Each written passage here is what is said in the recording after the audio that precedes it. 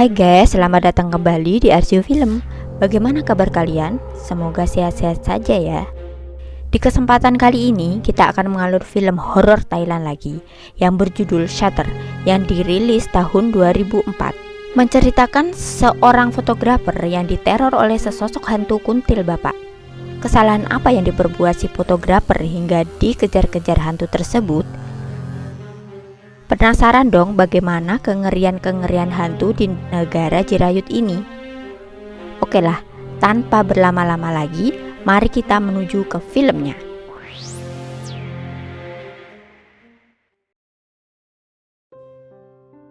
Film diawali dengan memperlihatkan beberapa orang yang sedang berada di pesta dan sedang kobam-kobam pria. Di sini, kita akan fokus pada seorang pria yang bernama Tun. Tun berprofesi sebagai seorang fotografer yang juga mempunyai pacar yang bernama Jin. Kebetulan Tun merupakan alumni kampus ternama yang berada di Bangkok. Sedangkan Jin sendiri merupakan adik kelas dari Tun yang sampai saat ini masih kuliah di kampus tersebut. Setelah pesta itu, mereka berdua pun bergegas untuk pulang pada tengah malam. Sepanjang perjalanan, mereka saling goda-godaan satu sama lain sambil bercanda sampai Jin tidak sadar lagi kalau ada wanita yang sedang menyeberang. Alhasil, mobil yang disetir oleh Jin harus menabrak wanita itu.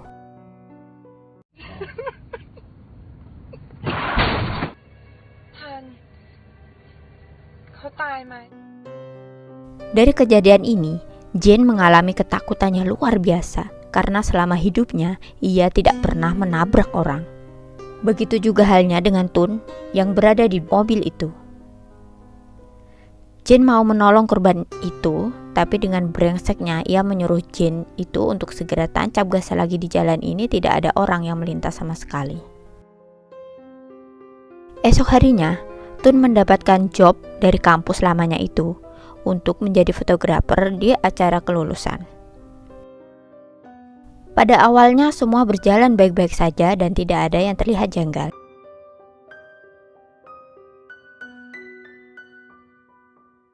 Saat sampai di apartemen Tun, langsung menyuci roll filmnya di dalam ruangan gelap.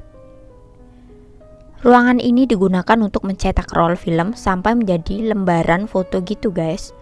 Jen juga berada di apartemen itu mulai merasa cemas dengan kejadian tadi malam. Karena mereka tidak tanggung jawab sama sekali dan malah kabur begitu saja. Apalagi Jen lah yang mengendarai dan menabrak orang tersebut. Setelah itu, Tun berkunjung ke tempat foto yang menjadi langganannya untuk mengambil cetakan foto yang sudah ia potret pada pagi hari tadi. Tapi hasil foto yang ia dapatkan tidak senormal seperti biasanya. Terlihat jelas ada sekelebat bayangan putih yang membuat foto itu menjadi buram. Namun ternyata saat foto itu kembali dilihat oleh pacarnya, terdapat sesuatu yang aneh dan tertangkap oleh kamera yang dimana sosok aneh itu lebih menyerupai seorang perempuan dan ikut berfoto. Hal ini membuat Jen makin khawatir dan saat itu juga mereka pun datang ke lokasi tabrakan. Dan Tun menanyai seorang petugas pengatur lalu lintas. "Ada kejadian apa pak?" tanya Tun. "Oh ini dek, sepertinya ada orang yang mabuk yang menabrak trotoar," jawab si petugas. Lalu Tun bertanya lagi, "Apa ada korban jiwanya pak?" Secara mengejutkan, petugas itu berkata bahwa tidak ada korban sama sekali dan semuanya baik-baik saja. Lalu Tun menyuruh teman-temannya untuk memeriksa rumah sakit. Dan ternyata tidak ada laporan korban yang terjadi pada malam itu. Singkat cerita, Tun yang berada di ruangan merah secara tiba-tiba dihampiri oleh Jin. Gak lama dari itu, ia mendapat sebuah telepon yang ternyata berasal dari Jin. Seketika itu juga Tun terheran-heran bagaimana bisa Jin berada di kampus dan yang di ruangan cuci foto itu. Setelah selesai menjemput Jin, Tun merasa tidak enak badan dan lehernya mengalami pegal yang luar biasa. Lalu ia pun berkunjung ke rumah sakit untuk menjalani pemeriksaan. Beruntungnya, setelah di ronsen, tulang-tulangnya terlihat baik dan tidak ada masalah sedikit pun. Kemudian Jin yang sedang berada di apartemen Tun masih penasaran mengenai foto-foto itu setelah dicocokkan. Ternyata bayangan putih itu membentuk pola yang mengaruh pada suatu ruangan di kampus. Saat itu juga dia langsung datang ke kampusnya hanya untuk mencari tahu mengenai ruangan itu. Dari sini terlihat jelas bahwa ruangan yang dimaksud adalah ruangan laboratorium, namun angin yang ada di ruangan ini berhembus kencang sampai membuat Jin panik. Ia secara tidak sengaja melihat sebuah foto yang berada di ujung ruangan. Di foto itu ada perempuan yang sedang memegang sebuah piagam penghargaan. Jin yang baru saja melihat perempuan itu langsung teringat dengan korban yang ia tabrak dan juga sosok yang dipotret oleh pacarnya. Anehnya Jin juga menemukan sebuah foto yang memperlihatkan pacarnya sedang bersama perempuan itu. Di sisi lain, Tun menghampiri temannya yang baru saja menikah untuk bercerita. Tapi kondisi apartemen yang begitu kacau, dari ujung ruangan ia melihat temannya sudah memanjat balkon apartemen dan langsung melompat begitu saja. Saat berada di rumah sakit, Tun dihampiri oleh istri temannya yang merasa tidak percaya dan langsung bertanya kepada Tun.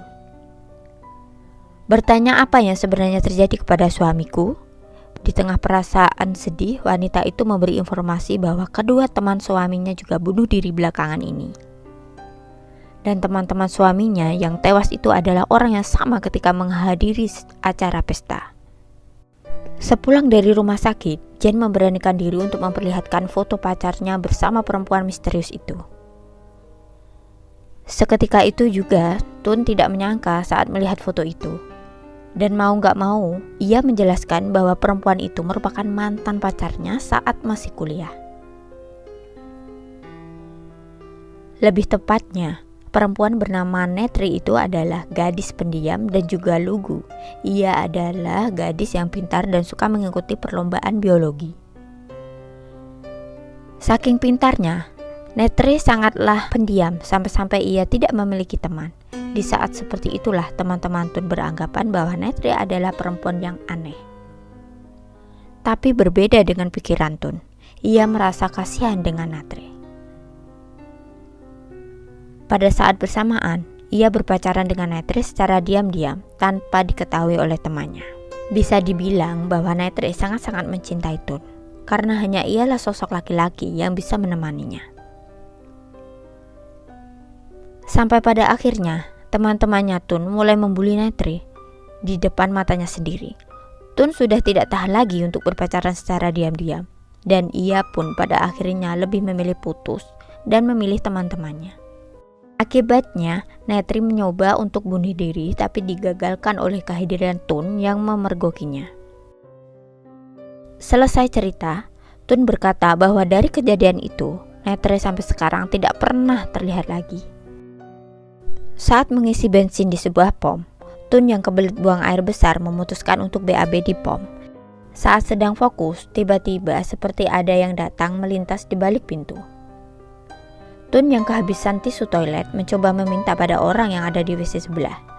Lalu tiba-tiba sebuah tangan muncul di bawah pintu memberikan tisu. Tun terheran-heran, karena ini kan WC pria, kok kuku tangan tadi berkutek kayak tangan wanita? Tun yang penasaran akhirnya mencoba mendobrak WC itu. Dan ternyata...มีทิชชู่ป่ะครับ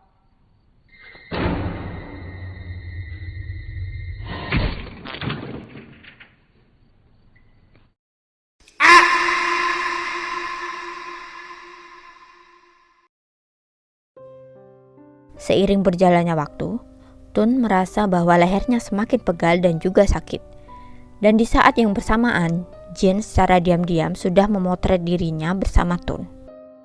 Esok harinya, mereka berdua sengaja berkunjung ke desa untuk mencari alamat Netri. Benar saja, mereka berhasil menemui rumahnya dan terlihat seorang wanita yang berada di halaman. Ternyata wanita ini adalah ibu kandung Netri. Tanpa basa-basi, Tun langsung bertanya mengenai keberadaan Netri yang selama ini sudah hilang. Seketika itu juga ibunya menjawab bahwa Netri sedang tidak enak badan dan tertidur pulas di kamarnya. Mendengar hal itu, mereka pun bingung, sekaligus kaget mengenai jawaban dari ibunya Netri. Lalu si ibu itu pun izin pergi ke dapur untuk memasak makanan favorit untuk anaknya. Di saat itu, Tun bersama Jane secara diam-diam menaiki lantai 2. Tidak jauh dari anak tangga terdapat sebuah kamar yang merupakan kamarnya Netri. Netri terlihat sedang tidur pulas sambil berbaring di atas kasur. Namun ternyata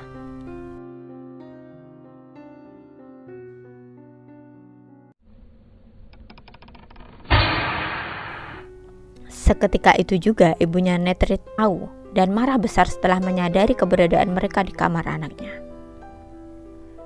Kemudian mereka berdua bertanya apa penyebab kematian dari Netri. Tapi ibunya malah tidak menjawab dan berkata bahwa Netri masih hidup. Duh, gila juga nih si mama. Nyimpen mayat anak sendiri sampai kering gitu. Setelah itu, Sin memperlihatkan sosok Netri yang terlihat di sebuah foto. Tun beranggapan dengan keberadaan jasad Netri berbaring di kamar akan membuat rohnya menjadi tidak tenang. Dari sinilah mereka memujuk ibu Netri itu agar mengadakan pemakaman yang layak bagi jasad Netri. Sepulang dari situ, mereka pun menginap di sebuah hotel untuk beristirahat pada malam itu. Tapi tiba-tiba, Tun langsung dikejutkan dengan kehadiran sosok Netri yang menghantuinya. Tun berlari sekencang-kencangnya menuruni tangga, sampai ia malah bertemu sama Jane yang sudah menunggu. Hanya saja, sosok itu sudah jelas bukanlah Jane yang asli, melainkan sosok Netri. Tidak punya pilihan lagi untuk kabur, Tun langsung menggunakan tangga setapak untuk kabur. Mau bagaimana ia mencoba kabur, tetap saja Netri berhasil mengejarnya. Dan yang terjadi,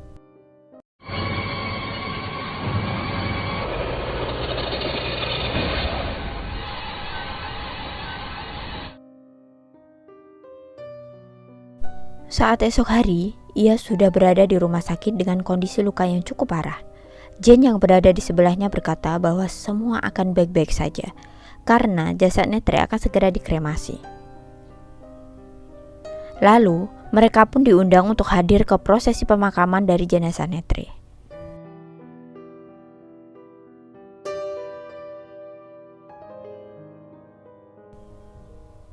Beberapa hari setelahnya, Jane masih merasa penasaran dan melihat kembali beberapa foto yang sudah ia potret saat ia sedang berdua bersama Tun.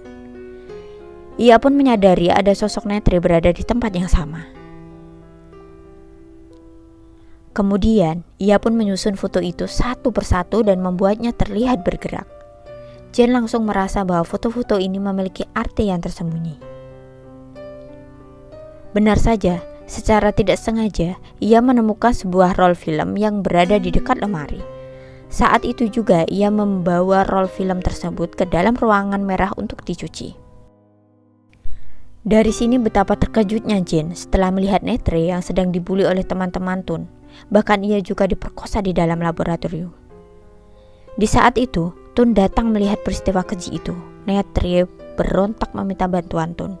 Bukan yang menolong Netri, Tun yang diminta teman untuk memotret momen itu agar Netri tak berani macam-macam di kemudian hari. Malah menuruti temannya itu.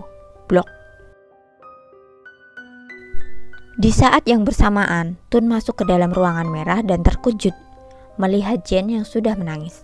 Namun Tun tidak ingin Jane salah persepsi, dan ia pun kembali menjelaskan panjang kali lebar kali tinggi. Tapi tetap saja Jane yang sudah kecewa dengan dirinya meninggalkannya. Ketika itu juga, ia pun langsung menantang sosok Netri. Ia juga sengaja memotret setiap ruangan dengan harapan akan ada sosok Netri yang hadir bersamanya. Namun, Karena tidak ada yang terlihat sedikit pun, ia langsung kesal dan melempar kameranya saat itu juga. Dan cekrek, secara kebetulan kamera itu menghadap ke arah Tun. Ia pun memeriksa hasil foto tersebut. Dan yang terjadi,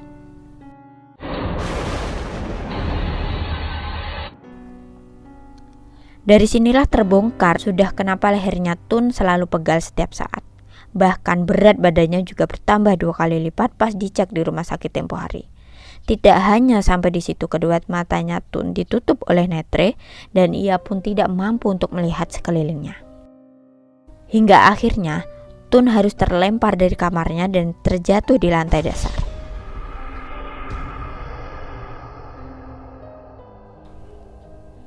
Singkat waktu, Jen yang tidak lagi menjadi pacarnya Tun merasa peduli dan sengaja berkunjung ke rumah sakit. Tapi kali ini, rumah sakit yang dikunjungi adalah rumah sakit jiwa. Di dalam ruangan itu terlihat bahwa Tun sedang terduduk sambil membungkuk itu. Karena yang terjadi,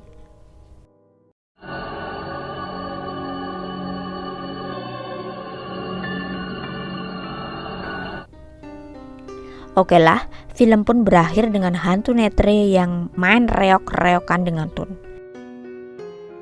Sekian video kali ini. Tetap dukung channel Anakan ini dengan cara subscribe dan nyalakan tombol loncengnya. Sampai bertemu di video selanjutnya. Bye bye guys.